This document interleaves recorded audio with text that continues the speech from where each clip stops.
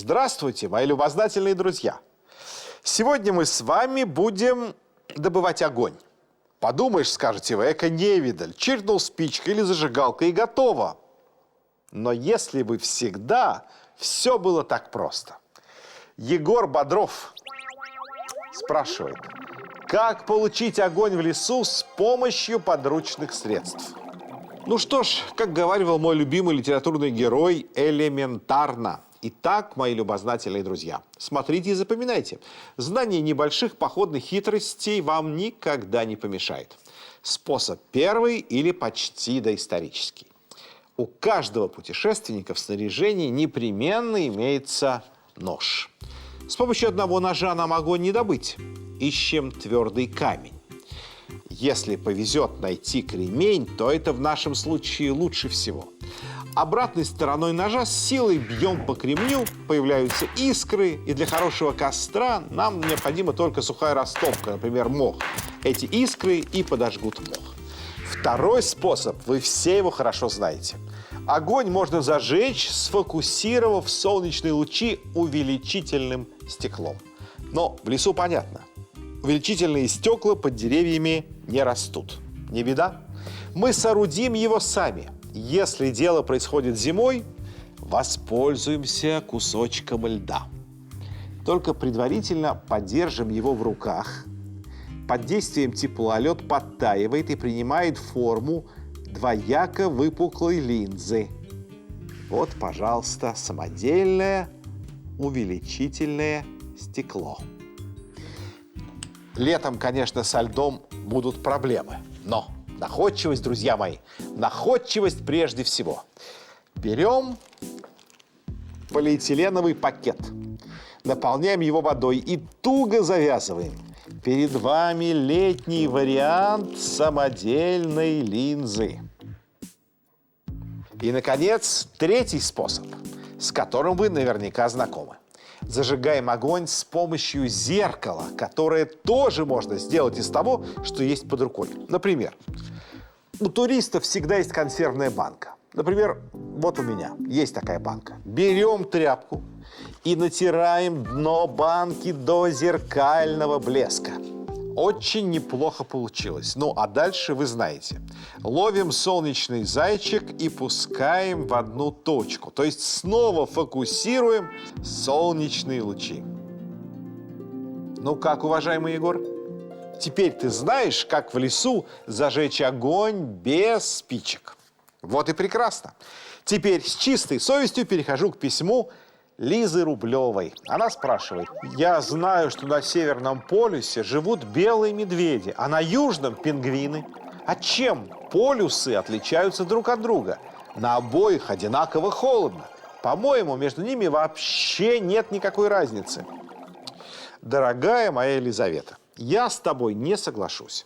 Южный полюс разительно отличается от северного и наоборот. Начнем с того, что Южный полюс располагается на континенте Антарктида, на большой высоте над уровнем моря. Только толщина льда здесь достигает около 3 километров. Запасы льда Северного полюса, под которыми плещется вода, куда скромнее, всего 2-3 метра. О разнице между двумя полюсами свидетельствует мой любимый географический прибор – компас. Куда бы мы ни пошли на Северном полюсе, стрелка компаса будет указывать на юг. А на Южном полюсе все дороги ведут на север. Теперь о том, что на Северном и Южном полюсах одинаково холодно.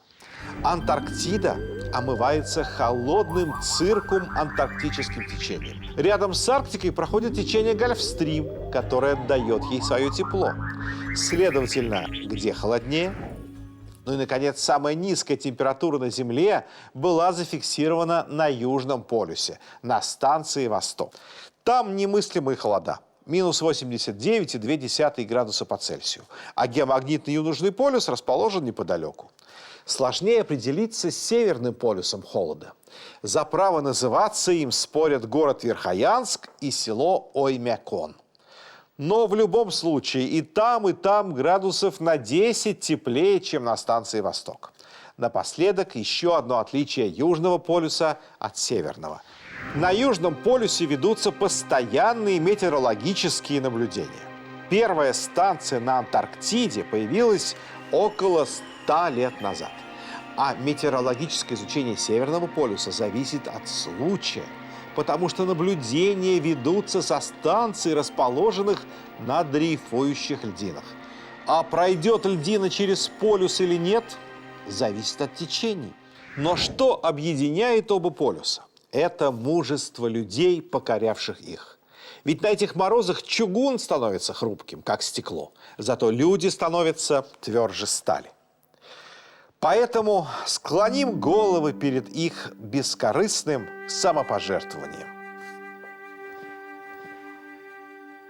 Смотрите, мои любознательные друзья, стрелка компаса вновь зовет нас на север. Мы подчиняемся ее зову и начинаем утепляться. Пока вы разыскиваете теплые куртки и валенки, прочитаю письмо Гены Одинцова. Здравствуйте, профессор. Недавно я прочитал про спасение с льдины каких-то челюскинцев. Кто они такие и почему оказались на этой самой льдине?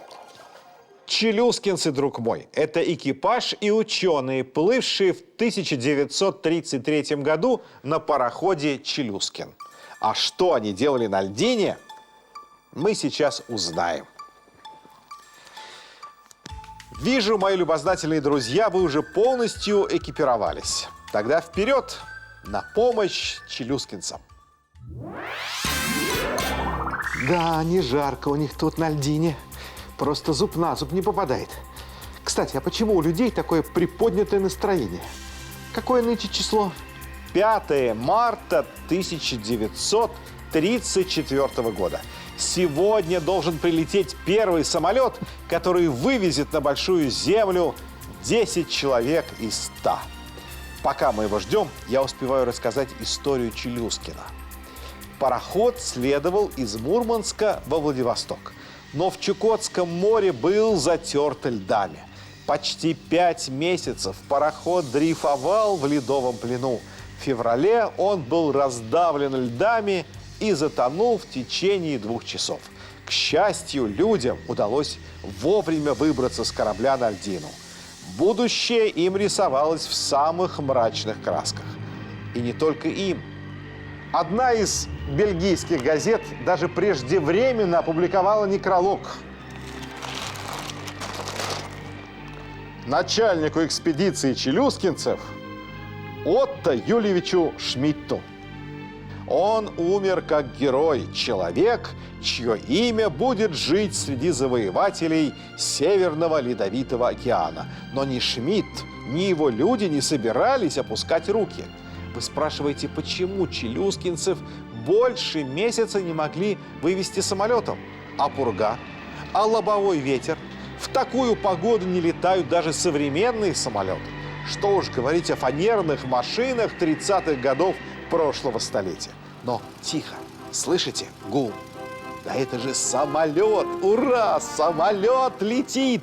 Первым на льдину прибыл Анатолий Лепедевский. Пытаясь победить непогоду, он 28 раз пытался поднять машину в воздух.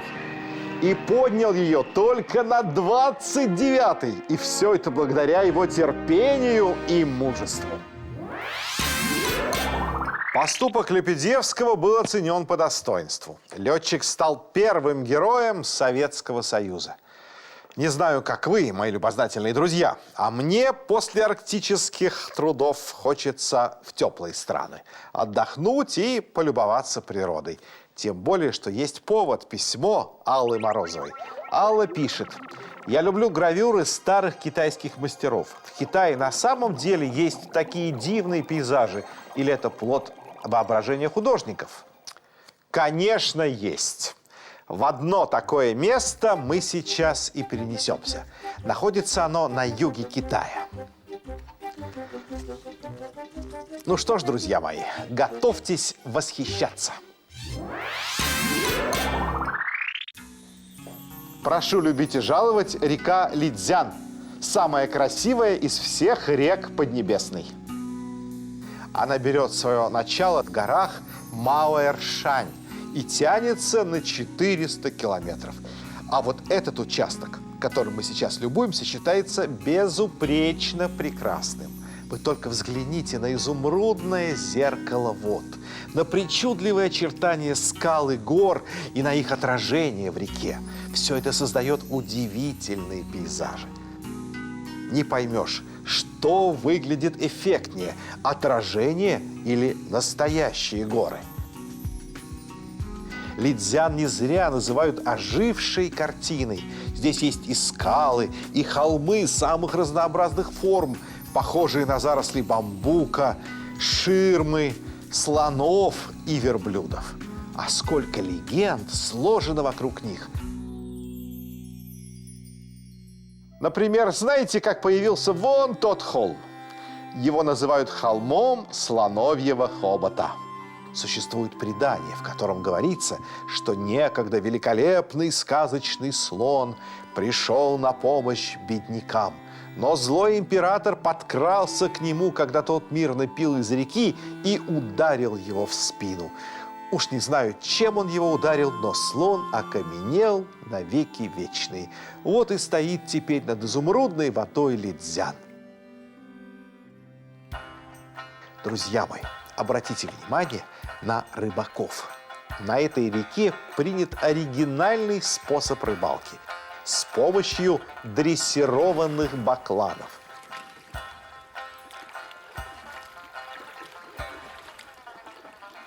Если вы насмотрелись на китайских рыбаков, думаю, самое время вернуться домой. Да. Ну что ж, сегодня мы выяснили, чем отличается Южный полюс от Северного. Поучаствовали в спасении челюскинцев и посетили изумительную реку Лидзян. Но сколько еще всего нас ждет впереди? Я жду ваши письма по адресу 109-147, Москва, улица Марксистская, 34, корпус 7, телеканал «Радость моя», профессору Иноземцеву, или на сайте телеканала www.радостьмоя.ру. С вами был профессор Андрей Иванович Иноземцев. До скорой встречи.